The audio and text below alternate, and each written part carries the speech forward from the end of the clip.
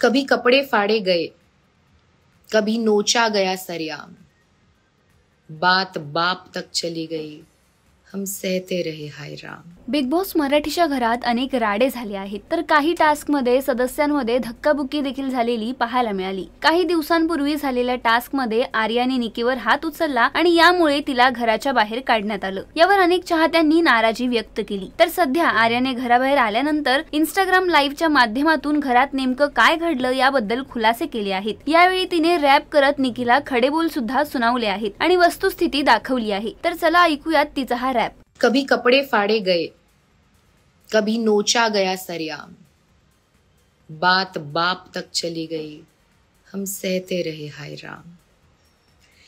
धक्के की चादर तले छुपाई तूने वो हिंसा थी, धक्के की चादर तले छुपाई तूने वो हिंसा थी, जब देते रही तू घाव मुझे तब कहा गई तेरी चिंता थी।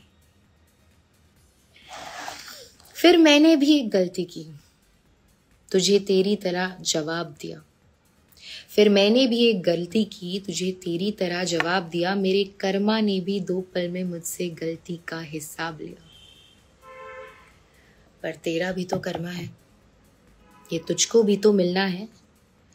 और देख रही ये जनता इनको हल्के में तू गई, और देख रही ये जनता इनको हल्के में तू ले गई। तू घर तोड़ते रह गई और मैं दिल जीत के ले गई।